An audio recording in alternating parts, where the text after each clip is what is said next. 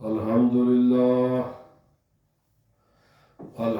لله نحمده ونصلي ونسلم على رسوله الكريم.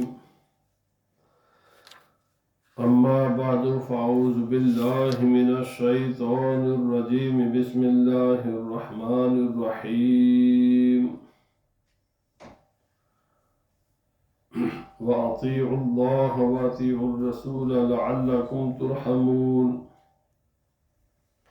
صدق الله العظيم. إن الله وملائكته يصلون على النبي يا أيها الذين آمنوا صلوا عليه وسلموا تسليما.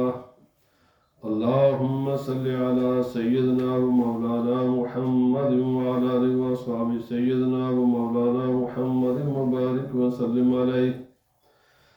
الصلاة والسلام عليك يا سيدي يا رسول الله وعلى آلك وأصحابك يا سيدي يا حبيب الله. اللہ رب العزت جل وعلا کی حمد و ثنا اور نبی اکرم رحمت مجسم صلی اللہ علیہ وسلم کے دربار در بار گہربار میں ہدیہ درود و سلام عرض کرنے کے بعد، حضرات گرامی، ربیع الاول کے آغاز سے پہلے ایک تسلسل کے ساتھ اور ایک ترتیب کے ساتھ کچھ مضامین بیان ہو رہے تھے. درمیان میں پھر ماہ ربیع الاول کی آمد ہوئی تو یہ سلسلہ پھر روک کر رسول اکرم صلی اللہ علیہ وسلم کی میلاد پاک کے بیانات اور اس سلسلے میں ساری گفتگو ہوتی رہی. تو آج سے پھر وہی سلسلہ جہاں سے چھوڑا تھا وہاں سے ہم اس کا آغاز کر رہے ہیں کہ اہل ایمان کو جب کلمہ پڑھ لیا تو ان پر لازم ہے کہ وہ تمام زندگی کے معاملات میں اللہ سبحانہ و تعالی اور رسول اللہ صلی اللہ علیہ وسلم کے ارشادات و فرمودات کی پابندی کرے اور اللہ سبحانہ و تعالی اور رسول اللہ صلی اللہ علیہ وسلم کی مخالفت سے بچیں. اسی میں ان کی دنیا کی بہتری ہے، اسی میں ان کی آخرت کی بہتری ہے. یعنی قرآن و سنت پر چلے. تو اس سلسلہ میں نے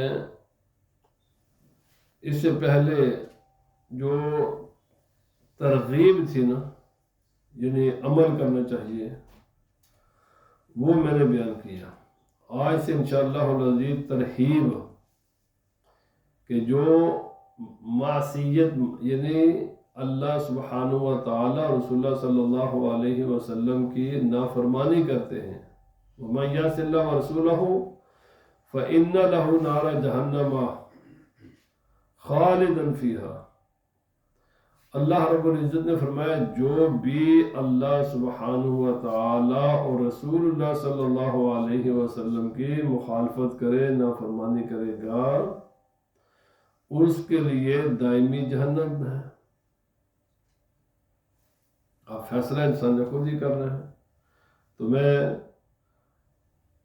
ترک سنت اور ارتکاب بدعات و خواہشات، آج کا عنوان ہے رسول اللہ صلی اللہ علیہ وسلم کی سنتوں کو چھوڑنے پر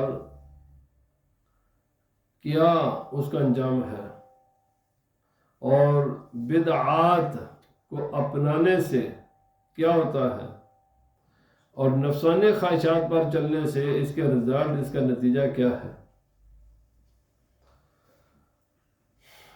رسول اللہ صلی اللہ علیہ وسلم فرمایا من احدث فی امرنا ھذا ما لیس منہ فہو رد. جس انسان نے ہمارے معاملے میں یعنی دین میں کوئی ایسا کام کیا جو دین کا حصہ نہیں ہے، وہ ریجیکٹڈ ہے، وہ رد ہے، وہ کوئی قابل قبول نہیں ہے. اور دوسری حدیث پاک ہے، حضرت جابر رضی اللہ تعالیٰ عنہ کہتے ہیں کہ رسول اللہ صلی اللہ علیہ وسلم جب خطبہ ارشاد فرمایا کرتے تو آپ کی آنکھیں سرخ ہو جاتی، آواز بلند ہو جاتی اور غصہ سخت ہو جاتا تھا، گویا کہ کسی لشکر سے ڈرا رہے ہوں۔ فرماتے تمہاری صبح اچھی ہو، شام اچھی ہو، اور انگلیوں سے اشارہ فرماتے اور فرماتے مجھے اور قیامت کو اس طرح ایک دوسرے کے ساتھ بھیجا ہے۔ سرکار دو عالم صلی اللہ علیہ وسلم اپنی شہادت کی انگلی اور درمیان کی انگلی کو ملا کر اشارہ فرماتے، جس طرح شہادت کی انگلی اور یہ درمیانی انگلی آپس میں ملی ہوئی ہے، میں اور قیامت اسی طرح ملے ہوئے ہیں۔ یعنی اب میرے بعد قیامت تک کوئی نبی نہیں ہے، اب اسلام کے بعد کوئی نیا نظام زندگی نہیں ہے، کوئی نئی شریعت نہیں ہے۔ اب قیامت تک اللہ کے نبی رسول خدا صلی اللہ علیہ وسلم ہی اللہ کے آخری نبی ہیں، اسلام ہی آخری اللہ کا دین ہے، شریعت اسلامیہ ہی آخری شریعت ہے، اسی پر عمل کرنا ہے۔ اور حمد و صلوات کے بعد نبی پاک صلی اللہ علیہ وسلم فرماتے ہیں فَإِنَّ خَيْرَ الْحَدِيثِ کتاب اللہ، سب سے بہترین بات اللہ کی بات ہے، قرآن حکیم ہے۔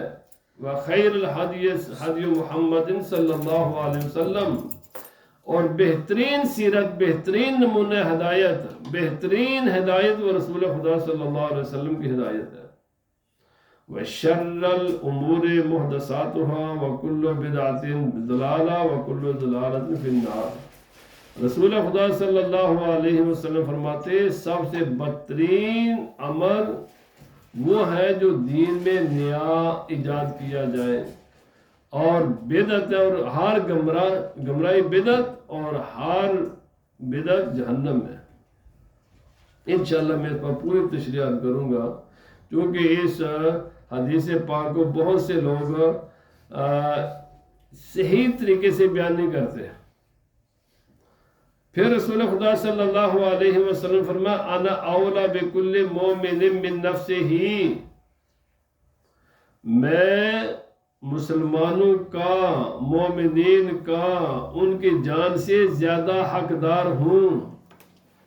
ایک انسان کو اپنی جان پر اتنا حق نہیں ہے جتنا مجھے ان کی جان پر حق ہے۔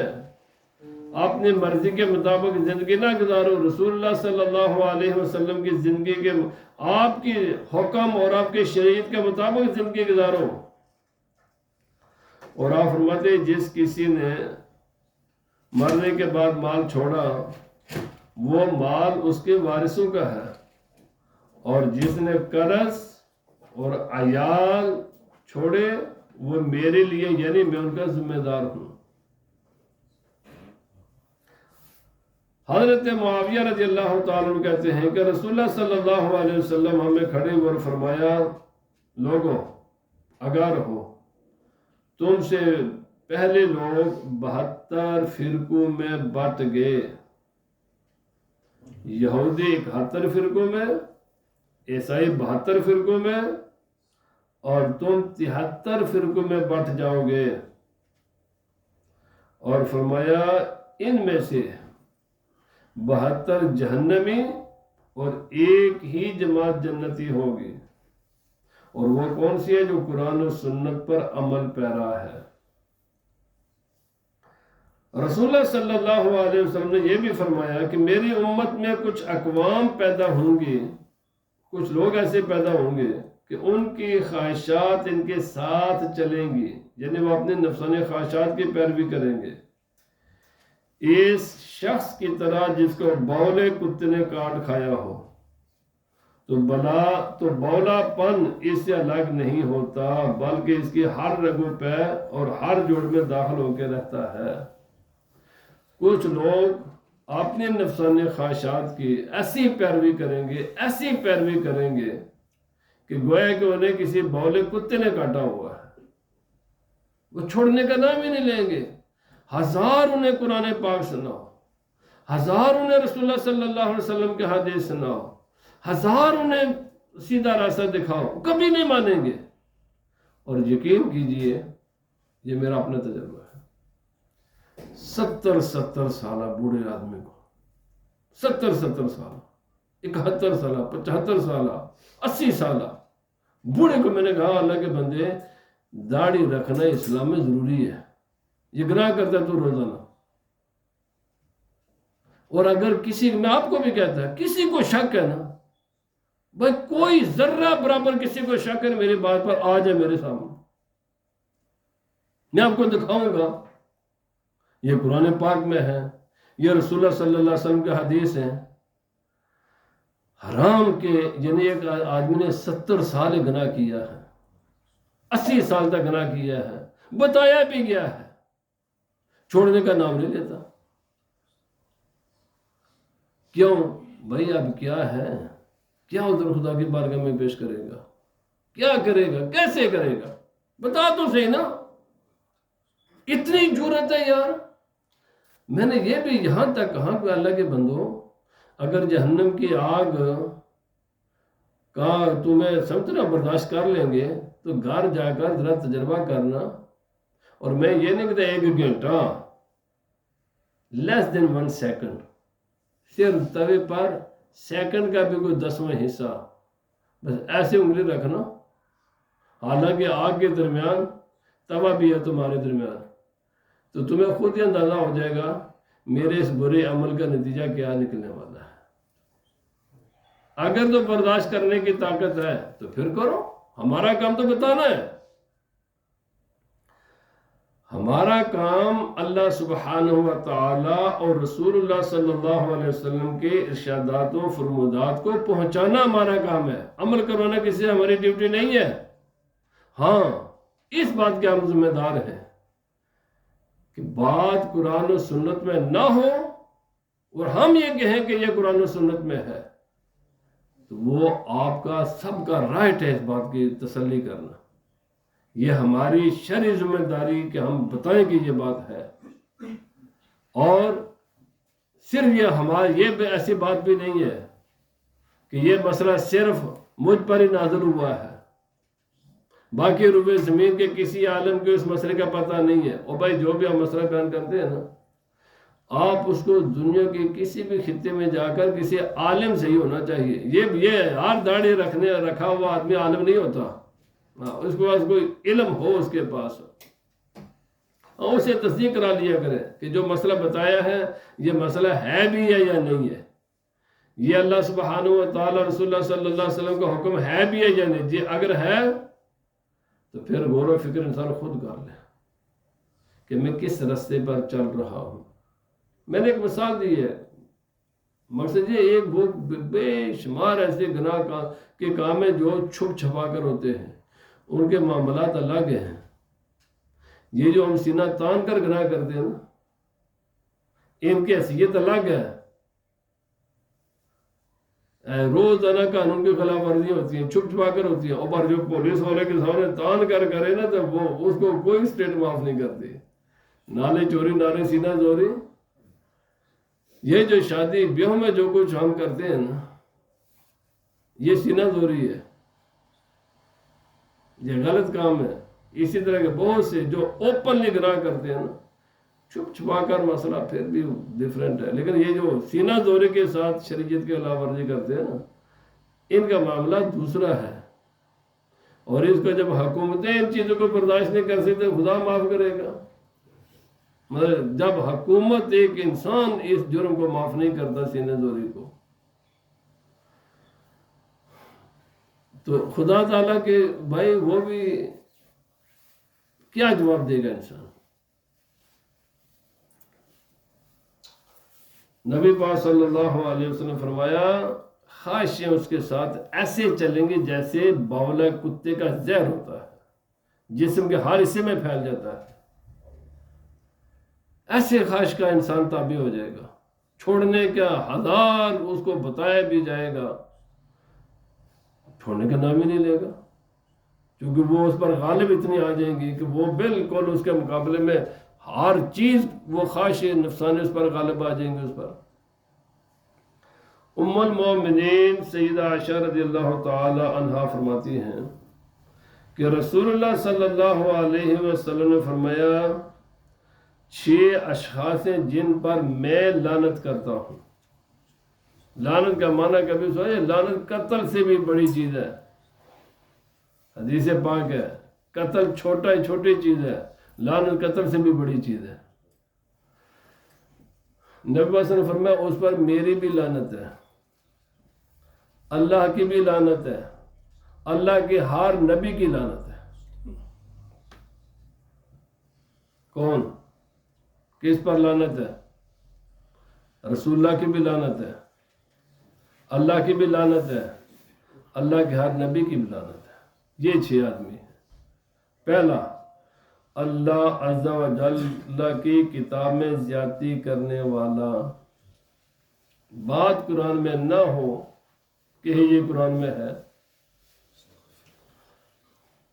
بے شمار لوگ اس قسم کے ہوتے ہیں، اے قرآن میں ہے۔ اللہ کے بندو، کسی بات کو یہ کہنے سے پہلے بالکل غور و فکر کر لیا کرو، یہ قرآن پاک میں ہے بھی ہے یا نہیں ہے۔ بات جو منہ میں آئے وہ نہ بول لیا کرو، پہلے کنفرم کرو، خود کنفرم کر لو، کسی علم والے سے کنفرم کرا لیا کرو۔ یوں نہ کہہ دیا کرو یہ بات قرآن پاک میں ہے۔ میں سنتا رہتا ہوں اچھے خاصے پڑھے لکھے لوگ بھی کہتے ہیں یہ قرآن میں ہے، حالانکہ وہ بات قرآن پاک میں نہیں ہوتی۔ تقدیر کو جٹلانے والا، جو کہ تقدیر کچھ بھی نہیں ہے، جو تقدیر کو جٹلائے وہ۔ تیسرے نمبر پر، زبردستی میری امت پر مسلط ہو جانے والا۔ اسلام میں مارشل لا کی کوئی گنجائش نہیں ہے۔ اسلام میں حکمران امت مسلمہ کے مسلمانوں کی مرضی سے ہی کوئی بن سکتا ہے۔ لعنت نبی پاک صلی اللہ علیہ وسلم نے فرمائی ہے اس انسان پر جو زبردستی طاقت کے زور پر حکومت پر قبضہ کر دے، اور اگر قبضہ کر بھی لیا ہے تو فرمایا ان لوگوں کو ذلیل کرے جو عزت والے ہیں، اور جو ذلیل لوگ ان کو عزت دے، کام بھی پھر الٹے کرے جیسے مشرف نے کیے تھے۔ کیونکہ جب غلط طریقے سے کوئی انسان آئے گا ہمیشہ وہ غلط ہی کام کرے گا، کبھی اس کے ہاتھ سے سیدھا کام نہیں ہو سکتے۔ لعنت بھیجی ہے نبی پاک صلی اللہ علیہ وسلم نے ایسے انسان پر جو نبی پاک صلی اللہ علیہ وسلم کی امت پر مسلط ہو جائے طاقت کے زور پر۔ اسلام میں حکومت طاقت کے ذریعے، بندوق کے ذریعے، گولی کے ذریعے نہیں ہو سکتی، اخلاقی پاور ہے، اخلاقی پاور ہوتی ہے۔ حکومت مسلمانوں کے دلوں پر کرتے ہیں، جسموں پر حکومت نہیں ہوتی۔ اس کے عمل ایسے ہوتے ہیں کہ مسلمان اس کو دل سے قبول کرتے ہیں۔ وہ انصاف قائم کرتا ہے، وہ اللہ سبحانہ و تعالیٰ رسول اللہ صلی اللہ علیہ وسلم کی حدود کو قائم کرتا ہے، وہ شریعت کو نافذ کرتا ہے، وہ ظلم کا خاتمہ کرتا ہے، نہ کہ وہ خود چور بن جاتا ہے، وہ خود ڈاکو بن کر مسلط ہو جاتا ہے۔ نبی پاک صلی اللہ علیہ وسلم نے لعنت بھیجی ہے ایسے حکمران پر جو طاقت کے زور پر مسلط ہو جائے۔ اللہ کی حرام کردہ اشیاء کو حلال جاننے والا، اللہ نے ان چیزوں کو کیا کیا ہے؟ حرام۔ ہم کیا سمجھے انہیں جائز؟ جتنے شادی بیاہ پر میوزک بجاتے ہیں جی، یہ حرام سمجھ کر کرتے ہیں۔ اگر حرام سمجھے تو پھر یہ حرام کام کریں کیوں؟ یہ جتنے مکس گیدرنگ ہوتی ہے، ایک ہی ٹیبل پر محرم غیر محرم دونوں کو بٹھاتے ہیں، اگر یہ لوگ اس کو حرام سمجھے تو پھر یہ کام کیوں کریں؟ مردوں عورتوں کو ایک ہی حال میں ایک ہی ٹیبل پر غیر محرم غیر محرم کا فرق کیے بغیر بٹھا دیتے ہیں۔ اگر ان چیزوں کو یہ لوگ حرام سمجھتے ہو تو پھر یہ کریں کیوں؟ یعنی گوشت کھانے کے لیے، ذبح شدہ گوشت کے لیے ہمیں چاہیے حلال، 6 فٹ کی لاشوں کے لیے حرام کام کرتے وقت، انہیں پردہ پہناتے وقت، ان کے لیے پردے کا انتظام کرتے وقت ہمیں کوئی خیال نہیں ہے۔ کنجریاں نچانا اور میوزک بھی کفر اور شرک پر مشتمل، یہ شادی بیاہ کے موقع پر جو ہم کرتے ہیں، میرے بھائی، جن چیزوں کو اللہ رب العزت نے حرام کیا ہے، اللہ کے رسول نے حرام کیا ہے، جو ان کو حلال سمجھے اس پر اللہ کی بھی لعنت ہے، اللہ کے نبی کی بھی لعنت ہے، تمام انبیاء کی لعنت ہے ایسے انسان پر۔ سوچیں، میں نے پہلے عرض کیا، میرا کام اللہ رسول کے پیغامات کو آپ تک پہنچانا ہے، عمل کروانا میرا کام نہیں ہے۔ میرا کام یہ کہ آپ تک یہ اللہ رسول کے پیغام پہنچا دیں اور آپ کو اس کا انجام بھی بتا دیں۔ لعنت کا معنی ہوتا ہے کمپلیٹلی اللہ کی رحمت سے محروم ہے یہ انسان۔ میں یہاں پر ایک جگہ گیا، میں آج کتنے میں پھٹے منہ تیرے پر، انہیں آج کرنے تو بعد بھی دے بکواس لائے دینے تو دے جو بھی کرنا پہ آج کتنے کیڑا قسم کی تھے، منڈے دی شادی ہے، پوتری دی شادی ہے، فلانے دی شادی ہے، میں منڈا نہیں منڈا تو نس جا تیرا منڈا نہیں، منڈے نے سوار کر لے، کڑیاں نے سوار کر لے اپنے کندھے پر۔